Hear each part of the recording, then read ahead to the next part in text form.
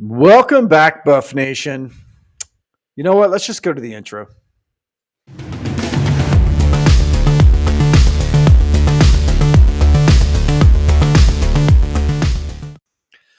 All right. The game's not even over, and we're already in here talking about Colorado football. So come on in, guys. This is a safe place.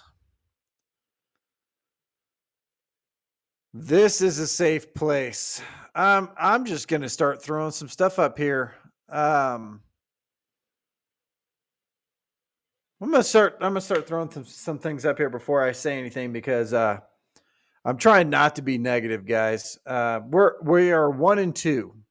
I said I don't know that there was anybody going into this season that I saw that was saying that we were going to be 10-2, or a few people were saying 9-3. I was saying 8-4. Now, granted, the two games that we lost already were two games that we thought we were going to win at the beginning of the season.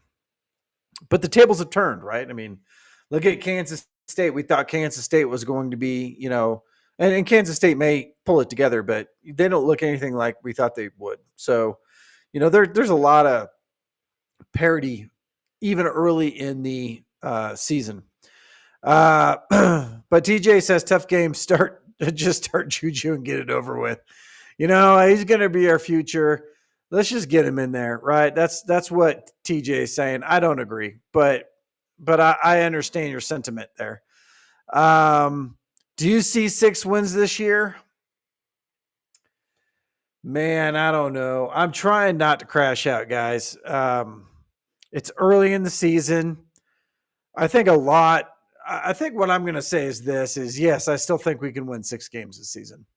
I still think that I'm going to be evident as much as I can here. We screwed up last game by doing the carousel. I'm going to say it right now. We did. I said it from the beginning, and a lot of people have said the same thing, which is we need to pick a starter and we need to just wrap the offense around the starting quarterback. And we need to figure it out with that starting quarterback. This carousel quarterback thing obviously doesn't work. It doesn't work for the quarterbacks, and that's what I'm going to say. Is it's not like we're trying to find the winner of the 3 quarterbacks. We're trying to figure out which one is the most comfortable in the moment at whatever moment we put him in, right? But no quarterback is ever going to be successful in a system that they're not playing in. This was Staub's second start in college. So let's remember that. This is his 3rd season, but it's only his 2nd start. And we can get really, really, really in the weeds with the Staub thing because he looked absolutely atrocious in this game. Minus the 2nd quarter, every other part of his game was terrible, and it just remains. It just got worse through the game.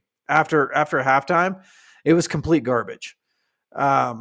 Is it Staub that's to blame? Yeah, some of it is, right? Same as it was Salters when we lost the game under Salter. But as far as his play, he has to own his play, right? There are way bigger problems, though. I mean, way bigger problems. Did we run the ball at all? I think we ran it one time in the second half. We were only down by 2 points going into halftime. And then I can't even get the words out of my mouth. Houston decided to play keep away and kept it for 12 minutes and 49 seconds of the 3rd quarter. That was supposed to be our game plan, guys. Our game plan was we were going to keep the ball. That was our game plan. And they knew our game plan. They knew what it was going to take to beat us. And they did it, right? Who else? Tease Vid says they can't coach, right? I'm going to get into coaching on tomorrow's. I got to think about this coaching thing before I go. I'm going to go live tomorrow morning. It's going to be my morning huddle show that I do at 5 o'clock in the morning. mountain time. And I'm going to go in a little bit more on the coaching side of it. I got to decompress a little bit before I start throwing coaches under the bus. Because even our special teams this game did not look like they did in past games. We had great special teams coming in, and we started out in the punting game looking pretty good, but then that started to wane a lot through the game.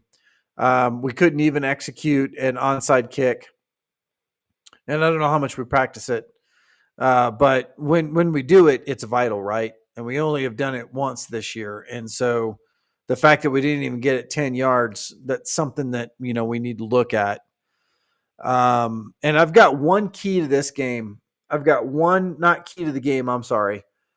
Going forward, I've got one key that we have to, in my opinion, not being in practice, not being part of the coaching staff, not having insight into the way coaches run practice. But there is one thing I want to take away from this that I think is that it could potentially be a problem in the way that the defense played today. And I'll get to that here in just a minute. Tease Vid says Coach Prime won't take any accountability for this loss either. It'll be interesting to see what happens tonight in the presser. We're going to be off before the presser.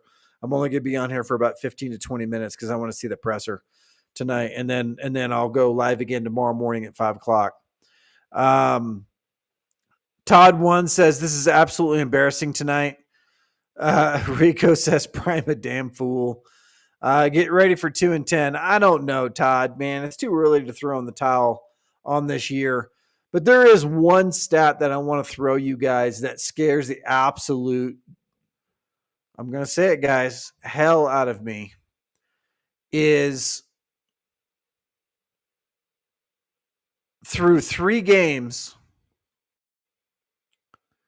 See if I can fix that. Through 3 games, we have given up 400 yards per game on the offense, or damn near. And I want to say, 100%, that is worse than year one. Because we got off to a great start year one. 400 yards per game with teams that we should not have given up 400 yards per game. If we don't fix this defense, I can only imagine what's going to happen when we play Iowa State. And keep in mind, guys, that Iowa State isn't that far away. The runway that we have to get the defense fixed is really, really short. And as bad as I think our offense was today, the defense was worse. And it stems from, I'm going to try not to throw players under the bus because I think you guys all saw this. The tackling on the team, I think today was worse than last week, and that's really hard for me to say because I thought last week was like we were never going to see that again. Like they were going to fix it. It was going to be great. But today it was like, I mean, the run from Connor Wigman into the end zone where, oh my gosh, it was ugly, where he basically froze up Reginald Hughes, like just completely frozen. And then as he basically walked into the end zone, the 2 defensive backs, when you looked at the replay, they were getting blocked. And when I mean they were getting blocked is they were professionally getting blocked. Like they weren't even trying to get off the block. They were watching from behind the blocker. They weren't even trying to get off the block. I mean, you can't stop a run from 5 yards inside the end zone. You got to fight to get to that line and make that hit. And even though Wigman didn't make them miss, they did nothing to try to get to the runner. And it just, that right there was the exclamation point on the evening for me right there. It was like, even Wigman, who is not a fast runner, running in slow motion, just it didn't look pretty, right? It didn't look pretty. And that said, I think that the defense, I'm not going to say the defense lost this game because I think we just lost this game all the way around. But if we don't fix this, we're not going to win another game. If the defense doesn't get fixed, there's no way we're going to win any more games. Keep in mind, guys, too, that we have Wyoming next week, right? Wyoming's supposed to be an easier game, even though we know Wyoming's tough because Wyoming's always tough. Wyoming had a top 5 defense coming into today. So their defense is just as good from that standpoint, from a yards allowed standpoint, than Houston is. So, as far as our offense is concerned, we're going to have to get way better, right? There's another stat that they threw out here, which was Houston was the first game in the last 22 games that Houston had 400 yards of offense. In 21 games, they hadn't had 400 yards of offense, and they got it against our team. And remember that they played Stephen F. Austin this year already. So, man, there's a bunch of exclamation points on this. I'm not trying to laugh at the situation. I just don't know what else to do, guys. Let's go into the comments a little bit more. Wow, you guys are commenting like crazy tonight. I'm a lifetime CU fan since 1990. I have seen much harder times over the years, but this is pretty bad. Yeah, and that's why I don't want to crash out on this, guys, because we're still 1-2. We can turn this around. I don't think that we're past turning it around. I think that the defense is a long way to go. And the fact that this was supposed to be our year on defense, because last year we had a solid defense for the year, right? And I think we got better on defense as the year went on. And I was kind of thinking, all right, well, we're going to do the same thing this year. We're going to start off a little soft. And then as we go on, we're going to look a little bit better.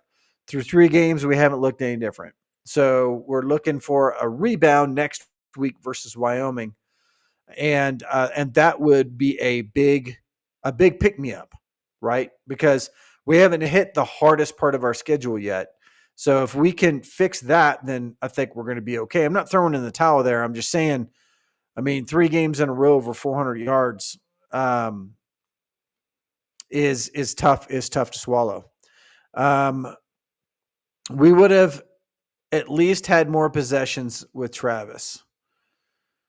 I just hope KS haven't checked out, O-Dub says.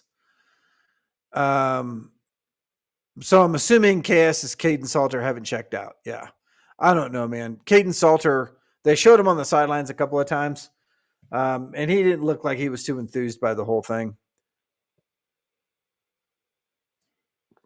But, who's to say that he would have done any better, guys? Who's to say that Juju would have done any better? Houston played a very tough game. There's one thing that they were, and they were tough. They were a very tough team. They were scrappy. They were tough. Every single time they touched the ball, whether it be a pass on a catch or whether it be a run of some kind, either by the quarterback or Connors, when they got hit, they moved the ball forward. Okay? That's something that I've seen out of a couple of teams from last year that I really would like to emulate with our team, which is when you get hit, get a couple more yards, lean forward, fall forward. I didn't see that very much today. We got pushed back a lot. We got basically stopped, like we hit a wall a couple of times. Actually, most of the time. But we're not getting any extra yards after the catch or after the run, after the initial hit. And that's something that we need to fix. There was no tight end play tonight, hardly at all. I think I saw the tight end catch 1 or 2 passes. I think it was 2 passes. I'll look and see specifically. Let's see. Zach Atkins had 1 target. Is this up to date? Yeah, that's up to date. He had 1 target. I thought he had 2, but he only had 1. But let's go over the stats real quick. Staub ended up 19 for 35 for 204 yards and a 5.8 average. And remember that a lot of that 19 for 35, the first 4 passes he threw, he was perfect. And then in the second quarter, he was almost perfect. So that was a lot of his accuracy right there. In the third and fourth quarter, his accuracy fell considerably. And I'm not even going to say the receivers didn't help him out tonight, guys. They really did not help him out. 2 drop passes on 1 drive that the ball hit. I thought it was Zach Atkins that hit him right in he was targeted twice. The second time it hit him right between the numbers and he dropped it, if I can remember this correctly. And then I want to say it was JoJo that dropped the ball as well, hit him in the hands, and then the ball fell to the ground. So there wasn't a lot from the receivers that were helping him. Simeon Price ended up as the number 1 rusher, 51 yards. Ryan Staub was number 2 with 36 yards. And a lot of that came on that last run in garbage time. DeKalen Taylor at 11 yards, and Michael Welch ended up with -2 yards for the day. Let me refresh this just to make sure I've got this correct. And yes, that is correct. Michael Welch with -2 yards for the day. What do you guys think about that? Like, we were really pumped about Welch, right? And I know that we ended up as a team at 96 yards rushing, so we didn't even hit 100 yards in this game, which is not good. Simeon Price at a 10.2 average. And again, a lot of that was on a 38 long, but Simeon Price is one of my players of the game. My 2 players of the game, I'm just going to tell you right now, guys. Actually, I'm going to end on a positive note. I'm going to tell you about those here at the end. But obviously, one of them is Simeon Price. Ryan Staub at 3.3, DeKalen Taylor at 5.5. That'll get it done, right? And then obviously Welch was negative. Our number 1 receiver was Omarion Miller at 18-yard average, 54 yards. JoJo was right behind him at 52 yards for a 17.3 average. So when they caught the ball, we were getting a lot of yardage. Michael Welch in the pass at a 10.5 average. That was all in the first half. Simeon Price had 1 pass at 11 for 11 yards. Hakeem Williams had 1 pass for 8 yards. Total passing tonight, 204 yards. So we had barely 300 yards of offense in this game. On defense, let's see. Total tackles tonight. Amari McNeil had 1. Tafik Byard had 1. Brandon Davis-Wayne had 1. Alexander McPherson had 1. And of course, there were a lot of others too. For some reason, this is not updating like I want it to. But on the defense, we had some players that actually kind of stood out for what they could stand out. One of my players of the game was Tafik Byard. He was, number 7 out there on the field, kind of looked like number 7 last year. In a tough game when we really needed him, he came through and he made some clutch tackles. I think he did a great job there. He really was the standout of the secondary by a long shot, as far as I'm concerned.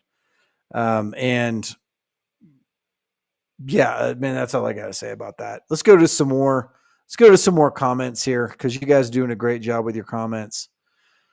Travis says, if we had Salter in this game, we would have lost 2.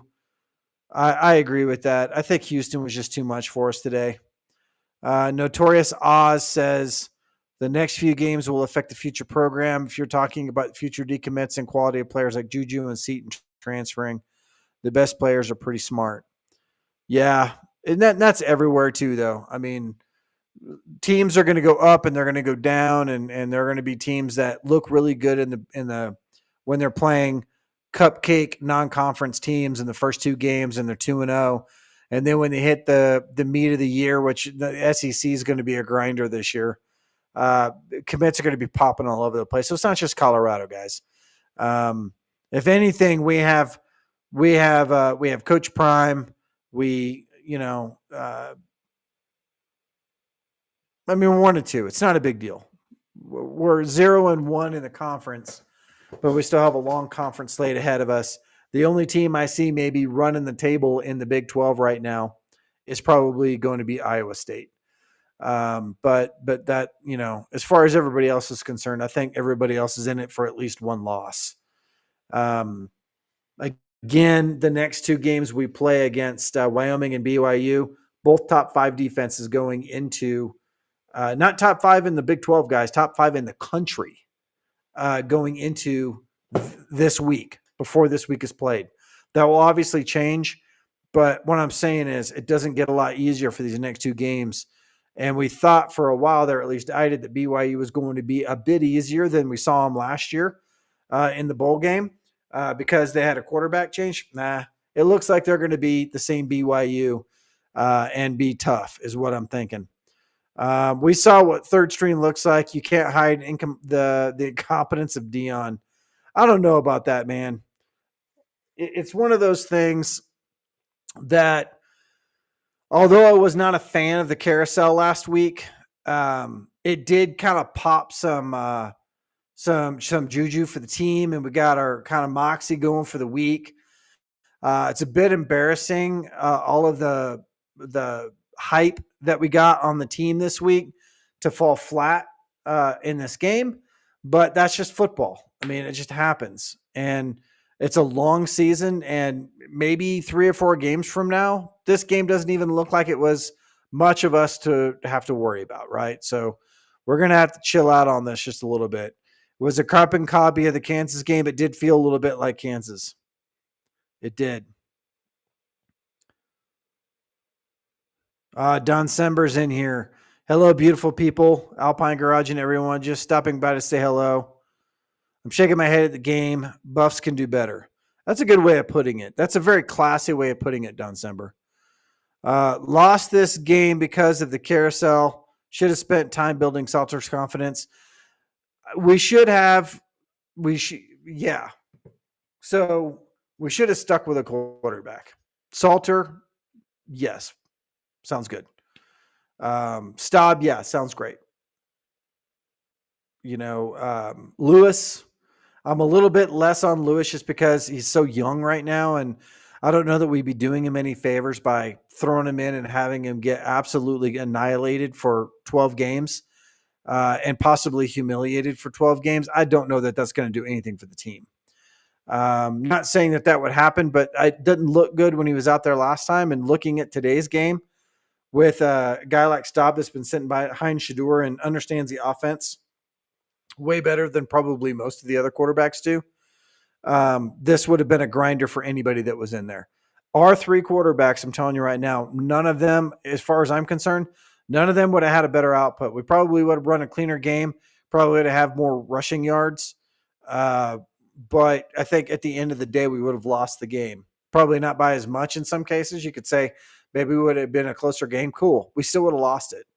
The thing that I like about the fact that we kept Staub in there this entire game is that we let Staub absolutely just feel it, right? We let the offense feel it. We let him feel it. We let the coaches feel it. Disappointing, the mistakes at the end, the ball slipping out of his hands and hitting the turf, him throwing past the line of scrimmage, the mistakes that he made, the interception pass. Those are all things that in my opinion, a quarterback has to do in order to get the feel of the game. Again, second start in 3 years. And when we put Salter in, when Salter started in game 1, same thing happened. It looked messy in a lot of cases, and it was just because we are just rusty. I think that we haven't invested a whole lot in any one person, and this is our opportunity going forward to invest in one person. What person that's going to be, only coach knows. Only coach knows what person that's going to be.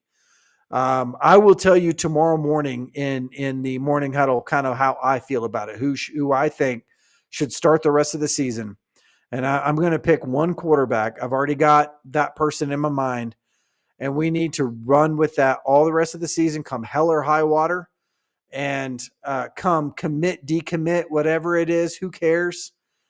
We just need to go, and we need to figure this out. No one is winning by spinning quarterbacks around in a dryer. So I don't think any of them are winning. It's going to be disappointing for everybody, including the coaching staff. Bruce says, on a positive note, sometimes losses can be blessings in disguise because hopefully they can fix their mistakes and finish strong. I'm going to tell you here at the end, and I'm going to pull it like a grenade and throw it out there and then walk away on what I think it's going to take in order to get us back in contention again. I don't mean to be negative, but no more NFL coaches on the staff. It was kind of an ominous thing when ESPN showed pictures of all of our dang man, don't you hate it when a gnat falls in your beer? After this loss, a gnat flies into my beer, man. That's my Coors Light's tainted now, and that's the day for us. But yeah, so the NFL, they were showing all the NFL pictures of our NFL staff and the years that they've been in the NFL and things like that. And really kind of, we had a big puffy chest coming out into this game, only to kind of show that it didn't really matter in this game, right? We were outshined offense and defense, and so that will give us something to go back to and say, hey guys, let's pull all of our experience together and figure out what we can do to try to make this team tougher. Because in my opinion, that's where it's going. Is we are not tough enough right now. I think we have the players. I think we have good players. I don't think that our team is trash by any means. I don't think we're playing tough, and it doesn't look like we are running fast enough, hitting hard enough, flying to the ball fast enough. It just doesn't look like we're at game speed yet, right? Maurice is in the house. Maurice says their top 2 running backs were out and they lost 3 starters on the O-line. Yep, that's true. Now, keep in mind that something that I did not bring up in the pregame, I think I might have mentioned it, but Connors is really, they said they lost their top 2, but they didn't. Connors has been one of their best running backs. So, and he is a little bit scattaboo-ish from the standpoint of his toughness. Every time he got hit, he gained yards after the hit. Every single time he gained yards after the hit. And he did it in a not very flashy way. He just, when he is moving forward, he doesn't slow down. He doesn't try to skip or step or think or do anything. There's the hole. I'm going to hit the hole as hard as I can, and I'm going to end up 3 yards past when I get hit. And that's when I'm talking about running. There's multiple styles of running, right? And I went into kind of a little bit of a battle on one of my 2023 shows about running backs. I'm not a patience behind the line, wait for a hole and take the hole kind of a running back guy. I am a get the line to know what their job is, get people on the line that know how to run block, script a play, hit that hole that you're supposed to hit that's designed for you, and don't look back. Because that 1 second that it takes to figure out what's going on and which hole is going to open up with a good, fast defense, they're going to close that son of a gun right away. You have no chance whatsoever. You got to hit that hole. And as far as I'm concerned, dancing around in the backfield and those kinds of things, not my kind of play. I want to get, the thinking part takes yards away, in my opinion. There are some running backs that can do it. Barry Sanders was very good at that. Emmitt Smith was very good at that. Emmitt Smith waited for the holes to open up, and it became the most prolific rusher in the NFL. But not everybody can do that. And as far as I'm concerned, we got to hit that hole a little harder. So let's talk about it looks like you're drinking a natty light. That's pretty funny, Travis. Will Grimes says, Travis, I agree. The coaches put him in the position and he did what he could. Shine says the NFL coaches experience has been debunked. Keep in mind, a lot of these coaches are not NFL. They weren't NFL coaches. A lot of them weren't. They were NFL players.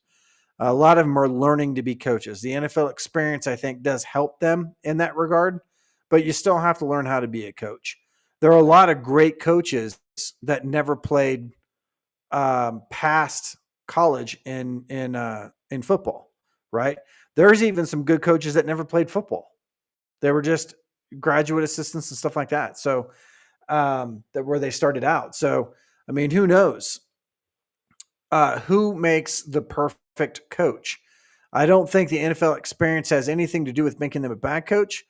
I think it gives them a good base, but right now we just have a lot of coaches that are learning how to be coaches, and quite honestly, it kind of seems like we need to trust people in certain positions and have everybody else get out of the room and let them do their jobs, and that's kind of where I'm at with it.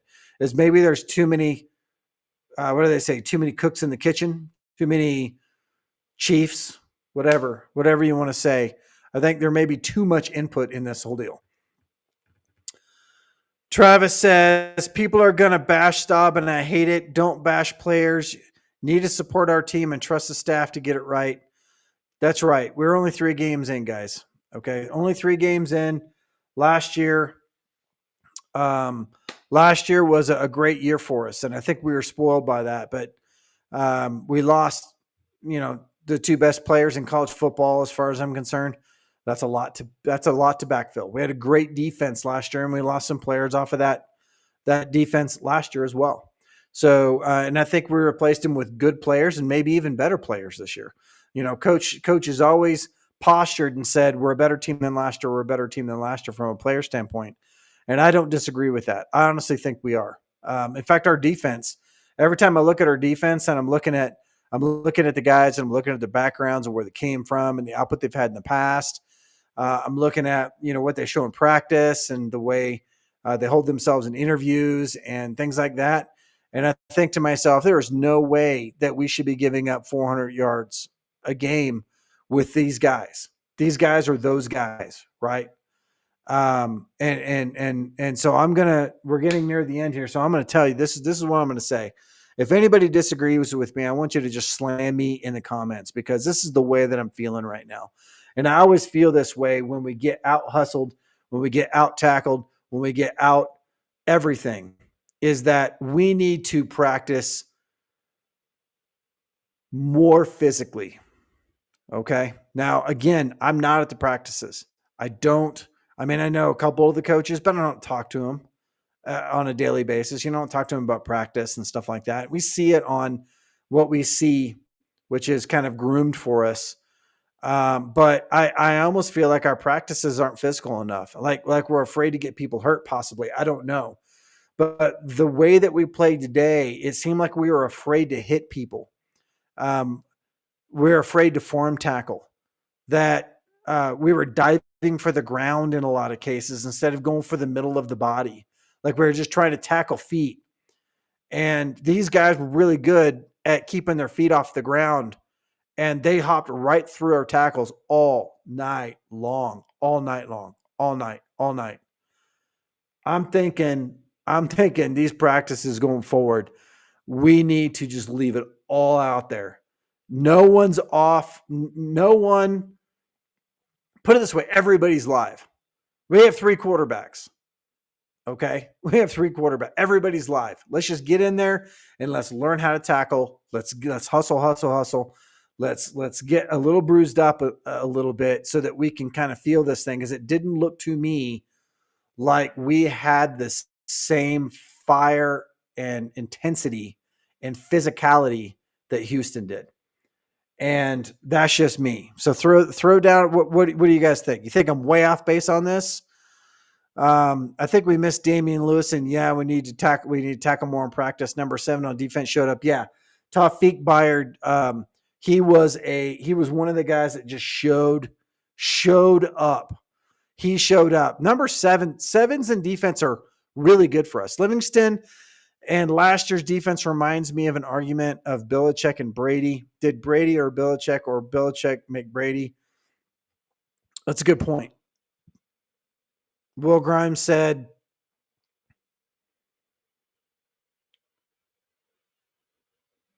"Nope, already posted that." Will Grimes. Well, that's it, guys. That's all I have to say. Hopefully, we will get.